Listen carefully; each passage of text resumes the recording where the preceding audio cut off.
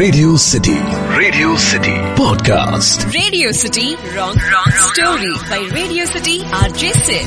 FM అంటే radio city 91.1. నేను Sid welcome to another episode of radio city wrong story. అటు Hollywood, ఇటు Bollywood, ఇటు కాలీవుడ్, అటు టాలీవుడ్, అన్ని వుడ్ల సినిమా స్టోరీలను తీసుకుని దానికి క్రేజీ రాంగ్ స్టోరీలు అద్దుతూ నీకు విచిత్రమైన ట్విస్ట్లు ఇస్తూ క్రేజీ ఎంటర్టైన్మెంట్ ఇచ్చుడే నా పని రేడియో సిటీ రాంగ్ స్టోరీలా. అట్లా ఈ రోజు మనం మాట్లాడుతున్నది టాలీవుడ్ లోని సాలిపురుగు గురించి, జస్ట్ స్పైడర్ గురించి, మన సూపర్ స్టార్ మహేష్ బాబు గారి సినిమా. ఇక్కడ రేడియో సిటీ రాంగ్ స్టోరీకి ఒక డిస్క్లైమర్ వేస్తే, అయ్యా మహేష్ బాబు గారి ఫ్యాన్స్, దయచేసి ఈ విషయాన్ని గురించి నన్ను సీరియస్ గా తీసుకోవద్దు. ఈ ఎపిసోడ్ ని జర తమాషాగా చూసి నీ ఫోన్ కి ఎప్పుడు లేదో ఒక మెసేజ్ వస్తుంది, you have used your 50% of data అని చెప్పేసి ప్రతిసారి దాన్ని ఎట్లా ఇగ్నోర్ చేస్తావో నీ సీరియస్నెస్ ని కూడా అట్లనే ఇగ్నోర్ చేసి లైట్ తీసుకుని తమాషా గినేసి డేట్ కి పోయినప్పుడు నువ్వెంత తిన్నావు, తానెంత తిన్నది, బిల్ ఎంత వస్తుంది, eating tax, seating tax, breathing tax, cleaning tax, bearer ఇచ్చిన extra care, attention, smile tax, goods and services tax, వీటితో పాటు పాష్ గా పోరి ముందర సీన్ ఇచ్చి పరువు కాపాడుకోనికి ఇవ్వాల్సిన టిప్పుతో కలిసి చివరికి బిల్ ఎంత ఇవ్వాల్సి వస్తుందో అని క్రికెట్ మ్యాచ్ లో లాస్ట్ బాల్ కి 4 runs కావాల్సినప్పుడు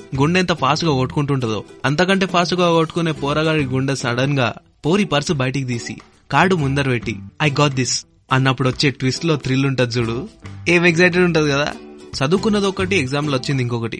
ఆ ట్విస్ట్ ఎంత డిసప్పాయింటింగ్ ఉంటదో ప్రతిరోజు రేడియో సిటీ 91.1 FM లా సిద్ధుగాడు చెప్పే రాంగ్ స్టోరీలా అంతే థ్రిల్లింగ్ ఎక్సైట్మెంట్ ఉంటది. అయినా కొన్నిసార్లు మన సూపర్ స్టార్ మహేష్ బాబు సినిమాలు ఎందుకు ఆడలేదో నాకు అర్థం కాదు. బెస్ట్ ఎగ్జాంపుల్ వచ్చేసి ఇప్పుడు మనం మాట్లాడుతున్న స్పైడర్, ఇంకొకటి కలేజా. ఇప్పటిదాకా నేను ఇన్న వాళ్ళల్లో అరే కలేజా మంచిగా ఉండదురా బై అని అన్న వాళ్ళే లేరనుకో. తెరెత్తి స్టోరీలోకి అడుగు పెడితే కలేజాల త్రివిక్రమ్ గారి కళ ఇక్కడ నెరవేరుతుంది. నిజంగానే శివ పేరుతో జనాలకంతా మంచి చేస్తుంటాడు మన మహేష్ బాబు. తాను ఇంటెలిజెన్స్ బ్యూరో ఆఫీస్ లో ఆఫీసరు. అయితే ఇక్కడ ఉన్న మంచి గుణం ఏంటంటే, మామూలుగా ఇట్లాంటి ఒకటి ఆపర్చునిటీ ఇచ్చిందంటే నాలంటోడైతే నా దోస్త్ ఇప్పుడు ఎవరితోనో పులిహోర కలుపుతున్నాడు, నెక్స్ట్ ఎవరితోనో అప్పు చేయడానికి కన్నం వేస్తున్నాడు, ఇట్లాంటివి తెలుసుకోనికి వాడుతుండే. కానీ మన శివ మాత్రం జనాల కాల్స్, మెసేజెస్ అన్నింటినీ స్పై చేసి వాళ్ళకున్న కష్టాలన్నీ తీరుస్తూ హెల్ప్ చేస్తుంటాడు. అంతే, అక్కడితో ఆగిపోడు.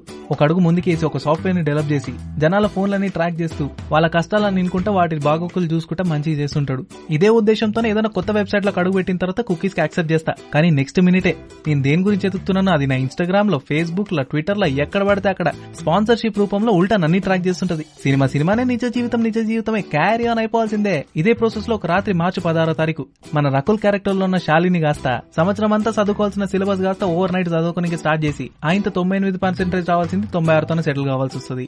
దీనివల్ల యూఎస్ఏ స్కాలర్షిప్ కాస్త క్యాన్సిల్ అవుతుందని చెప్పేసి ఫ్రెండ్ తోనే మాట్లాడడం చూస్తాడు. స్టడీస్ లో కాన్సన్ట్రేట్ చేయడానికి హెల్ప్ చేస్తాడేమో అని చెప్పేసి ఆ పిల్లగాంతో డేట్ లోకి పోతుంది. ఇది ఎక్కడో తేడా కొడుతుంది కదా, నా క్యూరియాసిటీ పెరిగిపోతుందని చెప్పేసి మన శివ దారాన్ని ఫాలో అయిపోయి ప్రేమలో పడిపోతాడు అనుకో. కానీ పని అనే వైరాగ్యంలో మునిగిపోయిన మన శివ మాత్రం లవ్ లో అంతా ఫోకస్ చేయలేకపోతాడు. ప్రాబబ్లీ మన లవ్ గురు సపోర్ట్ అవసరం అనుకుంటా. ప్యాచ్ అయినా బ్రేకప్ అయినా తానే మందు. ఇంకొక రాత్రి ఏప్రిల్ 28 నాడు శివ ఒక అమ్మాయి ఒక వాయిస్ వింటాడు. ఆల్రెడీ చెప్పిన అయినా కూడా ఇన్సిటీ సినిమా చూసి తిక్కలేసింది. ఇక్కడేమో అందరి ఇళ్లలో కరెంట్ ఉంది కానీ నా ఇంట్లో కరెంట్ లేదు, భయం వేస్తుంది, దీనికి ఏం చేయాలని చెప్పేసి మాట్లాడుతుంటే మన శివ మాత్రం మార్వెల్ స్పైడర్ అయితే బూజ్ ఇడుచుకుంటే అక్కడి నుంచి ఇక్కడికి తేలాడుతుంటాడు. కానీ మన శివ ఉన్న కాడనే తనదే ఆఫీస్ లో ఉన్న పోలీస్ కానిస్టేబుల్ రేణుకను పంపించి ఆ అమ్మాయికి హెల్ప్ చేయని చెప్తాడు. ఉపకారానికి అపకారము అది జరుగుతుంది. ఈ ఇద్దరు అమ్మాయిలు బ్రూటల్ గా మర్డర్ చేయబడతారు. మన శివకేమో మంచి చేయనికి పోతే షెడ్ అయింది కదరా దేవుడా అని చెప్పేసి గిల్ట్ తోన జాబ్ రిజైన్ చేస్తాడు. కానీ శివ ఫాదర్ మాత్రం ఇట్లా చేయదు బాబు, మనం చేసే పని బ్యాంకులు వేసే పైసలు లాంటిది, రీఛార్జ్ చేసే డేటా లాంటిది, ఎప్పుడో ఒకసారి ఎట్లో అట్లా మనకే వనుకొస్తుంది, ఆ మర్డర్ ఎవరో కనిపెట్టని చెప్పేసి ముందుకు పంపిస్తాడు. ఇక నెక్స్ట్ మిషన్ గా చినిపాప చాట్స్ అనేది చదువుతాడు. కట్ చేస్తే ఒక 2 రోజుల ముందు ఒక స్ట్రేంజర్ ఆ అమ్మాయిని కలుసుంటాడు. తనని స్టాక్ చేసి తనకు తెలిసింది ఏంటంటే తాను ఒక స్టాకర్ అని చెప్పేసి. శివుడు కాస్త ఇంటెలిజెన్స్ బ్యూరోలో ఉంటాడు. మన వెబ్సైట్ లో కుకీలకే మన జీవితాలన్నీ తెలిసినప్పుడు ఇంటెలిజెన్స్ బ్యూరోలో ఉన్న వాళ్ళకి అంత మాత్రం ఇన్ఫర్మేషన్ ఉండదా? ఈ స్టాకర్ ఎవరో తెలుసుకుని ఆ విలేజ్ లో అడుగు పెడతాడు.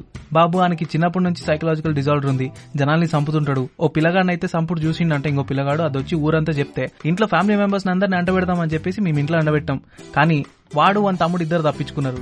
అప్పటికెళ్లి మా మీద పడ్డాడని చెప్పగానే ఆ స్టాకర్ ని కాస్త పట్టుకునే ప్రయత్నం చేస్తాడు. కానీ తెలిసేది ఏంటంటే పట్టుకున్నది అసలైన విలన్ ని కాదు, తన తమ్ముడిని. దీని గురించి ఇక రివెంజ్ తీసుకోవాలి కదా. శివుడితో ఒక ఎత్తు అయితే అసలైన విలన్ భైరవుడిది ఇంకొక ఎత్తు. ఆల్రెడీ 40 మందిని చంపేసి హిట్టుతోన దోమల్ని చంపినట్టు వాళ్ళంతా ఒక్కొక్క పిల్లలలో దాచిపెట్టింటాడు. నా తమ్ముడిని ఇడిస్తే సరే, లేకపోతే మిగతా వాళ్ళందరూ పోతారని చెప్పేసి చిన్నపిల్లలు లేక భయపడుతుంటాడు. మన హీరో ఇంటడా ఇవన్నీ నై చల్తా మై సంప్తాహై అని చెప్పి వాళ్ళందరి ముందట భయం పోయేటట్లా వాని చంపేస్తాడు. దీనికి రివెంజ్ గా భైరవుడు కాస్త ఎగ్జామ్ లో నకరాలు చేస్తే ఎవాల్యుయేషన్ లో చూసుకున్నట్టు శివుడి ఫ్యామిలీ మీద పడతాడు. వాళ్ళని ఎట్లో తప్పిస్తాడు కానీ నెక్స్ట్ టార్గెట్ మనోడే అవుతాడు. మనోడి మీద అటాక్ చేస్తాడు, మనోడు తప్పించుకుంటాడు. కానీ ఆ సైకిల్ గ్యాప్ లో శివుడు భైరవుడి మీద ఒక డెడ్లీ షాట్ ఇస్తాడు. సరే దెబ్బ తిన్నాడు కదా, ఎక్కడో ఒక చోట దాక్కుని ఉంటాడని చెప్పేసి ఉన్న టెక్నాలజీ ఇంకా పోలీస్ టీమ్ తన కలిసి వాని పట్టుకుంటాడు. సరే కానీ అప్పటికే జైల్లో కూర్చొని వాడు ఒక మాట అంటాడు. ఆల్రెడీ ఒక పెద్ద బండ తీసుకుని జనాల మీద వేసే ప్లాన్ వేసిన, నువ్వు ఎట్లా ఆపుకుంటావు ఆపుకో అనగానే మనోడు అలర్ట్ అయిపోయి దాన్ని ఎట్లా ట్రాక్ చేసి దాన్ని ఆపుతాడు గానీ హాస్పిటల్ అటాక్ చేస్తాడు. ఆయన పూర్లు అలుగుడు పంచాయతీ అంత ఈజీగా ఉండదబ్బా. ఇంత పంచాయతీ జరుగుతుంటే మన శాలినేమో శివుడి మీద అలుగుంటది. ఈ అలక వల్ల మిస్అండర్స్టాండింగ్ కలిపి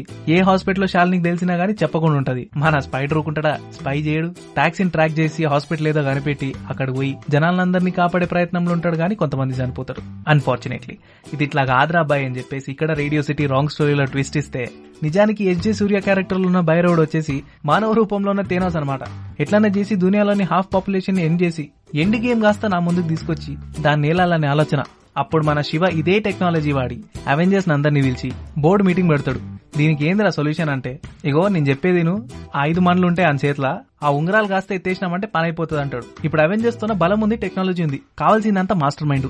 ఆ పని కాస్త మన శివుడు చేసి స్ట్రాటజీ సెట్ చేసి మానవ రూపంలో ఉన్న థేనోస్ అదే బైరవుడిని కాస్త ఐరన్ మ్యాన్ హెల్ప్ తోన చంపేసి దునియాను కాపాడేస్తాడు. ఎట్లుంది, టాలీవుడ్ నుంచి బాలీవుడ్ దాకా పోలే అదిరిపోలే. ఇది ఆల్టీ రేడియో సిటీ రాంగ్ స్టోరీ. మళ్ళీ రేపు ఇంకొక ఎపిసోడ్ తోన నీ ముందర ఉంటా. అప్పటిదాకా నీతో క్రేజీ స్టోరీలు, క్రేజీ ట్విస్ట్లు, క్రేజీ సినిమాలు ఉన్నాయంటే ఆ చిట్టి ఐడియాని కాస్త నాతో షేర్ చేసుకో.